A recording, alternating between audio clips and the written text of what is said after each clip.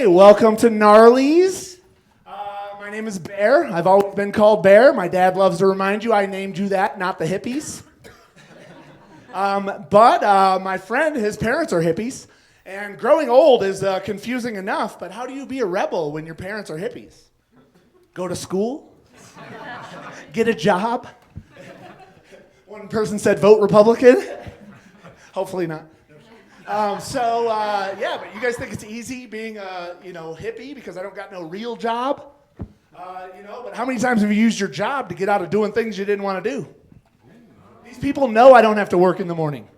I had to move a fish tank on Tuesday. So we have to go out to Limon next Friday to help my friend pick out a pit bull. I thought it would be better for him to get over his breakup with his girlfriend by getting off of my couch, but instead we're getting a dog. So sometimes it would be easier just to have a normal job. But you guys legalized pot here in Colorado. Kind of put me out of a job. Nobody tells you what happened to the weed man, the one that made it out. He delivers pizza now. DoorDash. And these people with the snowboard racks on the top of their car looking like police, they're slowing down your food. It's not my fault. And I used to grow pot here high up in the Colorado Rockies, double meaning. And the worst thing happened to a hippie at a weed grow. We ran out of Kool-Aid. And have you ever been so high, though, you thought you invented something that you didn't really? Okay, well, we were out of Kool-Aid, but all these hippies had tea packets that they brought up to the weed grow. And so I had sugar water. I had a bunch of sugar because my girlfriend shops at Costco, and now we've got these different flavorings. So I, for 3 days, am making sugar water tea, giving it to my girlfriend. Should I get another batch, honey? Sugar water tea? Telling it to my friends. You want some sugar water tea? Are you parched? And they probably thought there was weed in it, knowing me. But it was just celestial seasons, sleepy time.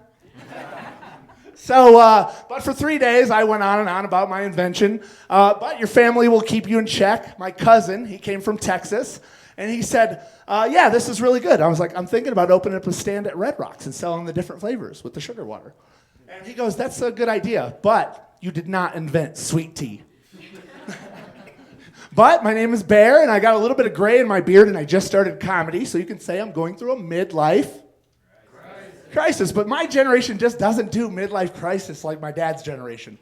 He bought a Corvette. Spins in circles. My generation doesn't have Corvette money.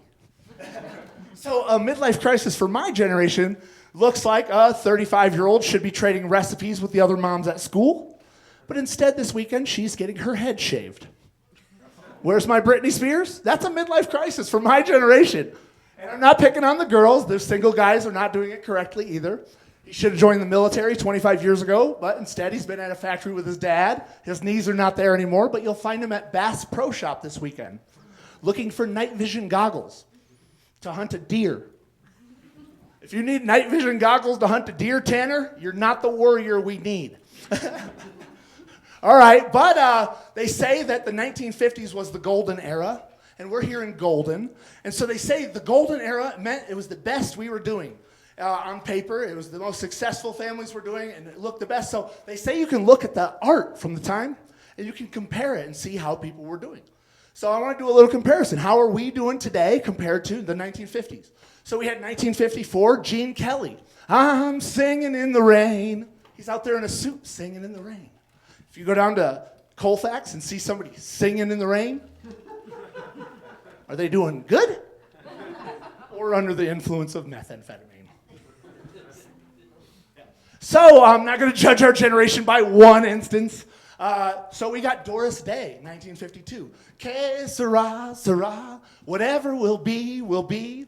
When my grandma was getting proposed to by my grandpa in the 50s, it meant whatever will be, will be. The future's not ours to see. If you go down to 16th Street Mall and you hear somebody singing whatever will be, they might be in foreclosure. The future's not ours to see.